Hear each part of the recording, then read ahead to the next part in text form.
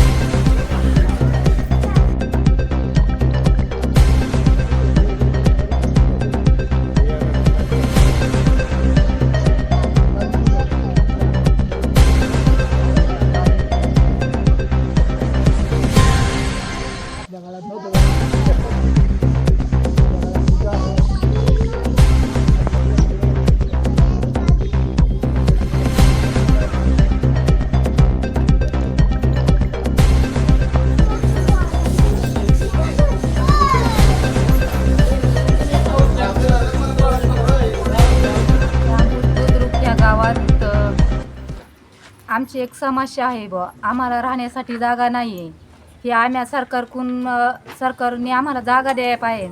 नाही जागा दिली आमची लेकरं बाळं आम्ही कुठं राहणार आहेत, आम्हाला जागा नाही आहे।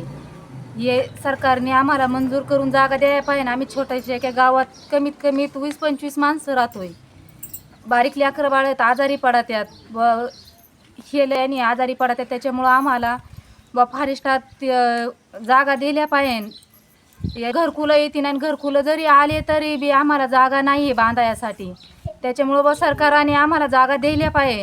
आमची लोकसंख्या वाढत चालली, मग बुद्रुकमध्ये आम्ही भिलवस्तीत राहतो, ती जागा आम्हाला अपुरी पडत आहे। त्याच्यामुळं 2 दिवसापासून आम्ही आंदोलन करीतो, त्याच्यामुळं आमच्या मागण्या कुणी लक्ष देत नाहीत बुवा, त्यामुळं शासनाने आमच्याकडे लक्ष द्यायला पाहिजे। जय श्री गणेश निकम, जांबूत बुद्रुक तालुका संगमनेर।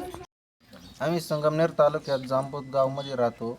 आमच्या वस्तीवर जागा नाही राहण्यासाठी आम्हाला घरकुल आल्यावर मागच जाते। मग ग्रामपंचायतनं जागा द्यायला पाहिजे आम्हाला जागा कोण देणार?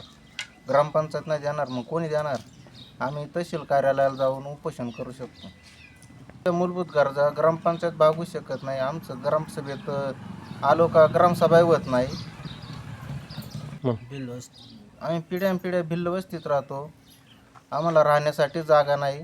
मग आमची वाढती लोकसंख्या राहणार कुठं? आम्हाला घरकुलं नाहीत, सोय नाही, रस्ते नाही, पाण्याची सोय नाही। तसेच आम्ही आजही सपराच्या घरात राहतो, घरकुल ग्रामपंचायतकडून मंजूर होत नाही आम्हाला, जागाच आमच्या नाव नाही।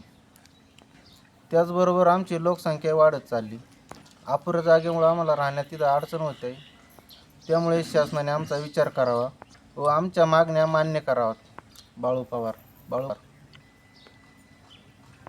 जांबूत बुद्रुक, तालुका संगमनेर, जिल्हा अहमदनगर। मी गणी दिलावर मोमीन, शिवाजीराव ढवळे साहेबांसंग मी काम करतो, एकलव्य टायगर फोर्सचा अध्यक्ष। मी आज या जांबूत गावामध्ये आलो, त्यांची आज मी परिस्थिती पाहिली, एवढी वाईट, एवढी भयंकर। आज कोणी तिथं राहणार नाही, हे आदिवासी लोक राहते, त्यांचे बारीक बारीक लेकरं पोरं। आज जनता वाढत चालली, नाही यांना बसायला जागा ना उठायला जागा। मग शासन करतो काय? यांच्याकडे जर आपण लक्ष नाही दिलं, नाही ग्रामपंचायतवाले देते, नाही कोणी यांच्याकडे मागण्या पूर्ण करू नाही राहिले। आज सभा बी असली तरी 2 पोलीस इथं पाहिजे, ते कोणी येत नाही सरकारचा। फक्त ग्रामसभा हे गाववालेच बसा द्या आणि ग्रामपंचायतवालेच बसा द्या. यांना परत कोणी पोलीस नाही येत, कोणी नाही येत, कोणी नाही. त्यांची आज अवस्था मी पाहिली. आज मोठ्या लोकांना जे बाथरूम आहे ना आंघोळीचा, तेवढं त्यांना राहायला घर आहे त्यांना. आज आम्ही इथं पाठिंबा देण्याकरता आलेले. जर त्यांच्या मागण्या पुऱ्या नाही झाल्या, आम्ही संगमनेर तहसीलदारपाशी आंदोलन मोठं करून उपोषणला आम्ही बसू तिथं. त्यांच्या मागण्या पुऱ्या व्हायला पाहिजे. त्यांना हक्काची जागा त्यांना द्यायला पाहिजे. जिथं जागा नाही तुम्ही फारिस्टामध्ये द्या, पण त्यांच्या हक्काची जागा त्यांना घरकुलासाठी त्यांना सगळी सुविधा सरकारने हे मान्यच करायला पाहिजे.